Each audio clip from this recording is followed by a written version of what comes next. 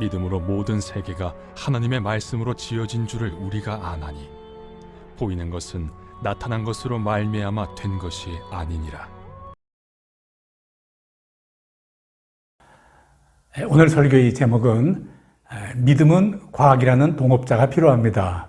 본문은 히브리서 11장 3절 한 절입니다. 요사이 특히 젊은 사람들이 교회를 많이 떠난다 그럽니다. 여러 가지 이유가 있는 것 같아요. 근데 그 중에서 하나는요, 그저 무조건 믿어라 하는 그런 것이 별로 납득이 잘 안 된다. 그런 내용들도 많더라고요.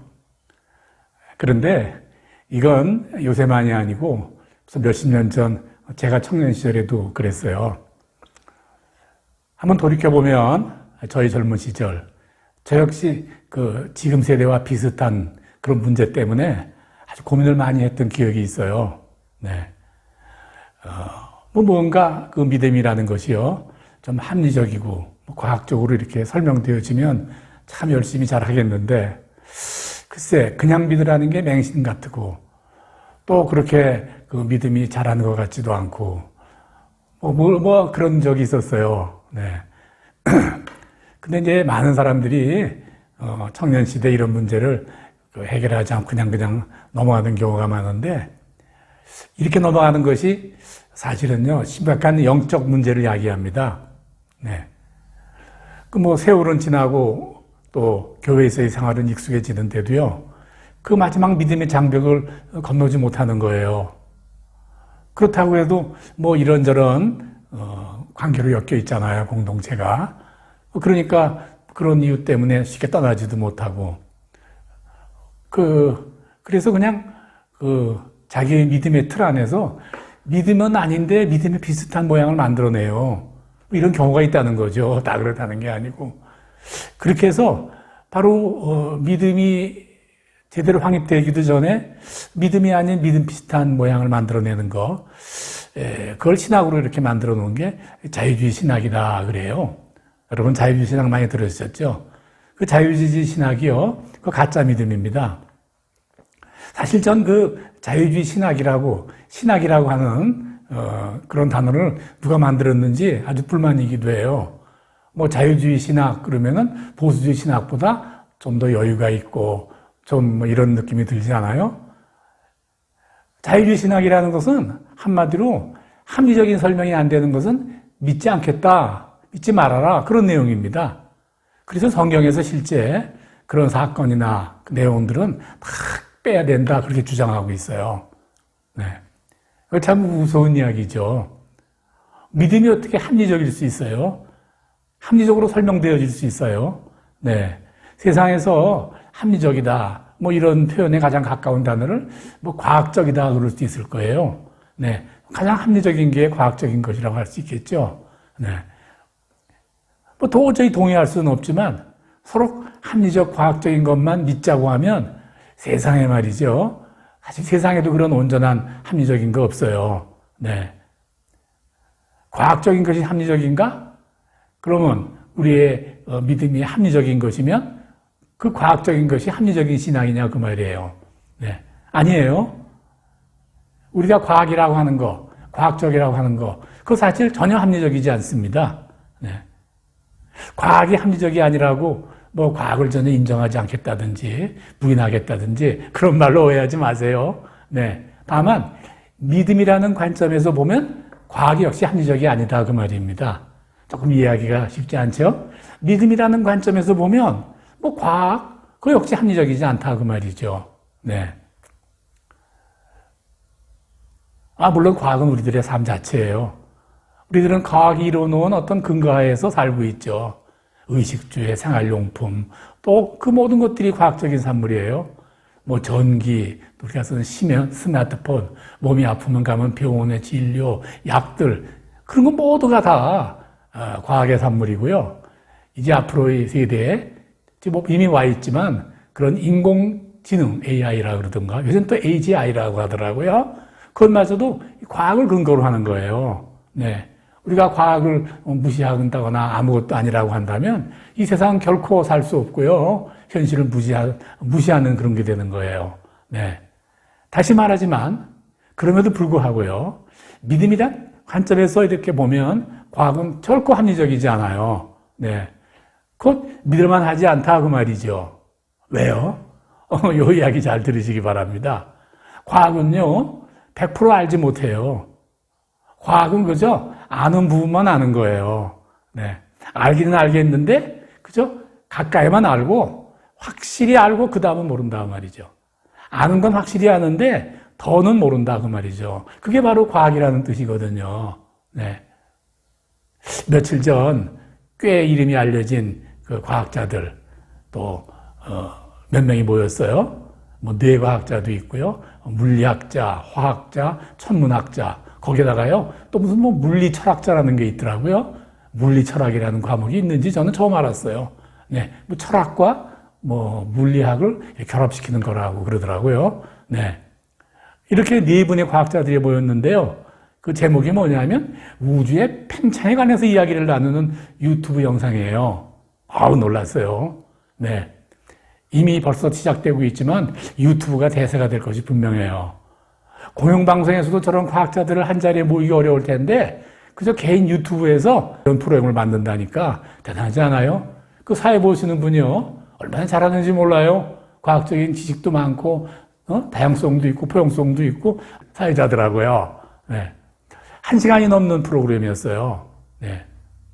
근데 제가 일부러 시간을 제가 냈어요. 저렇게 실력 좋은 사람들이 소위 우주의 팽창을 이야기한다면 필요 않고 창조를 이야기할 텐데 저런 과학자들은 도저를 어떻게 이해하고 있나 제가 기도를 갖고 보았던 거죠. 너무 재밌었어요. 제가 그동안 모르고 있던 유익한 정보 너무 많이 얻었어요. 네. 그런데요, 그분들의 토론 주제가 그 우주가 지금도 끊임없이 팽창한다 이렇게 하려면 창조부터 이야기를 시작해야 되거든요. 그런데 아무리 기다려도요, 어느 누구도 창조 이야기는 하지 않아요? 은재 이야기를 하려나, 은재 이야기를 했는데, 마침도 안 하고 그냥 끝나버리더라고요. 네. 그냥 시작할 때, 큰 폭풍 같은 것이 있었다. 그건 분명하다. 뭐, 요 정도만 이야기하고 그냥 서둘러서 말을 마치더라고요. 네. 그래서 제 생각에 이렇게 생각을 했어요. 저분들이 다 기독교인이 아니라서 창조 이야기를 쉽게 손대는 거 아닌가. 그랬는데 스스로 그분들이 고백하더라고요. 자기 크리스찬이라고. 그 네 분 오신 과학자 중에 세 분이 크리스찬이더라고요. 마지막에 다 끝날 때가 돼서 마지막에 한 분이 이렇게 제가 듣기엔 멋진 이야기를 하고 이제 프로그램을 끝내는 걸 제가 말씀 보았습니다. 끝내면서 하는 말, 네. 그저 최초의 시작은 무엇인지 아직 모르겠다. 이러더라고요. 네. 분명히 지금 우주는 팽창되고 있고 거대한 폭풍으로 시작된 것 같은데 그것이 어떤 모양인지 아직은 모르겠다. 모르니까 아무도 말을 안 한 거예요. 모르는 걸 과학자들이 모여 얘기할 수 없잖아요. 네. 네. 제가 프로그램 내용을 이렇게 보면서 느낀 것이 몇 가지가 있어요. 그렇잖아요?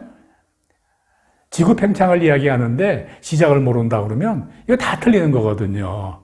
네. 그런 거거든요. 시작이 틀렸으면 다 틀린 거고 시작을 모르면 다 모르는 거예요. 또 시작을 모르면 마지막도 몰라요. 당연한 거 아니겠어요? 네? 그냥 어느 일부분만에 대해서 아는 거. 네? 과학적이라는 의미는요. 여기까지는 분명해. 그런데 그 이상은 잘 모르겠어. 이게 바로 과학이에요. 네. 그런 놀랍게도 그런 과학의 근거하에서 우리는 일상의 삶을 잘 누리고 있는 거죠. 네. 하여튼 결론은 이렇습니다. 잘 모르겠다는 과학이 어떻게 우리 온전한 믿음의 그런 도구가 될 수 있느냐? 될 수 없다. 그거죠. 네. 다시 한번 강조해야 될 것 같아요. 제가 과학 이야기를 했는데, 우리들 다 그렇잖아요. 과학하면 머리부터 아프고, 물 분자가 뭐더라? 그 H2인가 뭐였었지? 이렇게 헤매는 것이 대부분 사람들이에요. 그러나 유의하셔야 됩니다. 믿음이 합리적이어야 할 것이라고 고민하는 사람들에게 합리적인 것을 설명해 주려고 과학이라는 것을 이유로 들었을 뿐이지 성도는 과학을 잘 알아야 됩니다. 네. 그래서 그 프로를 제가 이렇게 보면서 참 느낀 게 많다고 했죠. 그럼 나는 어땠나 생각을 해봤어요. 네. 내가 믿고 있는 믿음, 이 믿음이 정말 참 맞구나. 잘 확인했어요. 그분들은 한마디도 말 꺼내지 않았는데 저는 그 프로그램을 다 마치면서 그래, 하나님이 천지를 창조하셨어. 분명한 거야. 그리고 저렇게 유능한 과학자들, 제가 감히 범접할 수도 없는 그런 많은 지식을 가진 과학자들이 모르는 것을 나는 안다. 하나님이 창조하셨다. 말씀으로 하셨다. 역사의 마지막 역시 하나님이 하실 것이다. 그런 믿음이 다시 새록새록 살아났어요. 그런 과학 토론을 참으로 은혜와 감동으로 보았고 마쳤다. 그 말씀 드립니다. 그래서 과학은 예로 든 거라고만 말씀을 드렸지 우리의 일상의 삶도 역시 마찬가지입니다. 네. 우리의 믿음이라는 것은요, 우리가 아는 것, 이해하는 만큼만 믿는 거거든요. 네? 이해 못하는 것을 믿는다면 그건 믿는 것 같이 착각하는 것뿐이다. 저는 그렇게 생각을 합니다. 네. 그래서 우리가 새신자들이나 믿지 않는 사람들을 가르칠 때 도저히 납득을 못하고 교회를 갸우뚱거린다면 그냥 내버려 두셔야 됩니다. 너무 그렇게 따지지 말고 그냥 무조건 믿으라. 그렇게 말하면 안 된다 그 말이에요. 그 좋은 가르침 방법이 아니에요. 네. 그래서 무조건 믿으라고 해서 무조건 믿으면 자칫 맹신이 되죠. 아주 이상한 믿음이 될 가능성이 참 많아요. 네. 그렇다고 모든 것이 또 논리적으로 잘 맞아야 된다. 믿음이란 그런 거다. 그건 역시 믿음이 아니죠. 네, 네. 믿음이라는 것은 보이지 않는 것을 보는 건데 보이지 않는 걸 보는 것을 어떻게 보이는 것 같이 설명하냐 말이죠. 어떻게 보이는 것 같이 믿을 수 있냐 말이죠. 그렇지 않겠습니까? 네. 그럼 어떻게 하란 말이냐? 과학적인 것이 내 믿음과 서로 협업을 하는 겁니다. 네. 내 믿음의 동업자로 바로 과학적인 것을 동업자로 삼는 거예요. 네. 그러므로 내 믿음이 바로 믿음의 통문 앞에 도착할 때까지 그 마지막 부분까지는 합리적으로 이해가 돼야 됩니다. 아주 많이 알아야 될 필요는 없지만 또 모른다고 많이 안다고 믿음에 가까워지는 건 아니에요. 네. 그죠? 내가 확실히 아는 것까지는 그저 합리적으로 이해를 해야 된다 그 말이죠. 그러나 여기서부터는 잘 모르겠는데 정말 모르겠는데 하면 자꾸 그걸 이해하려고 두지 말고 더 알려고 하지 말고 그냥 그 부분은 믿음으로 넘기는 것입니다. 네, 그래야 돼요. 네. 어떤 사람은 이렇게 말하는 사람도 있어요. 나는 그저 교회에 첫날 발을 디뎠는데 그냥 다 믿어지더라. 와, 그분은요 정말 복된 분이에요. 그런 분들 또 없는 것은 아니에요. 그러나 대부분의 사람들은 일상의 삶에서 글쎄 여기까지는 내가 믿음이라는 걸 인정을 하겠는데 알겠는데 그 이상은 내가 잘 모르겠어. 더 다가가지지가 않아. 네. 그렇게 말한단 말이죠. 네. 그때 어떤 일이 생깁니까? 믿음의 계기가 뭡니까? 바로 고난이라는 거죠. 우리가 고난이라는 것을 모르고 고난이라는 의미라든가 고난의 해결을 우리가 경험이 없이는 믿음에 나아가기 어려워요. 네. 나아갈 수 없어요. 이해할 수 없는 고난. 그 고난으로 인한 감당할 수 없는 고통. 지금 이 자리에서 이 이상은 더 이상 어떻게 해야 될지 모르겠다고 포기할 수밖에 없는 상황. 그런데 포기하려는데 안 된다고 했는데 되었단 말이죠. 기적이죠. 네. 고난 속에서 기적을 보는 거예요. 네. 일상의 삶이 믿음으로 이렇게 넘어가는 그런 과정에 기적이라는 존재가 있는 것이죠. 기적이 누구에게 똑같은 것 아닙니다. 동시에 수십 수백 명 보는 거 아니에요? 다른 사람은 무심히 평범하게 지나칠지라도요, 그 당사자에게는 큰 기적인 경우가 많아요. 네. 우리가 믿음에 도달하는 그 과정, 꼭 필요한 과정, 거기에 기적이 있단 말이죠. 제 이야기를 또 해야 되겠네요. 일생을 믿음을 지키려 살아왔고, 때로는 또, 믿는데도 왜 이래? 그런 실망할 일도, 어려운 일도 있었음에도 불구하고, 그저 모자라고 부족한 대로, 지금 이 순간 아직 설 수 있는 것은, 때 맞춰서, 필요할 때마다, 내 사람 가운데 적절히입니다. 일어나는 기적의 은혜 때문입니다. 그래서요, 만일 여러분들이 저희 삶을 한번 이야기해 보세요. 그러면 이렇게 대답할 거예요. 제 삶은 오직 한마디로 기적으로 인한 삶이었습니다. 그렇게 말할 수 있어요. 오늘 같이 영상으로 주일 예배를 드린 여러분에게도 다들 그렇게 말할 수 있기를 바랍니다. 네. 말씀을 마칩니다. 간절히 바라면, 견디면 기적은 반드시 옵니다. 그 기적이 왔을 때 우연한 일이다, 우연이 된 일이다, 그렇게 생각지 말고 하나님은 주신 것이다, 하나님께서 나를 도우신 것이다 라고 믿을 때 믿음의 눈이 떠지기 시작하죠. 네. 내 주변에 일어나는, 내 삶이 주변에 일어나는 모든 일들이 다 믿음의 눈으로 해석이 되기 시작하죠. 네. 그때부터 영원한 생명의 길, 천국으로의 여행길이 시작되는 인생을 살게 됩니다. 그런 풍성한 은혜가 함께 하시기를 주의 이름으로 간절히 축원합니다. 아멘.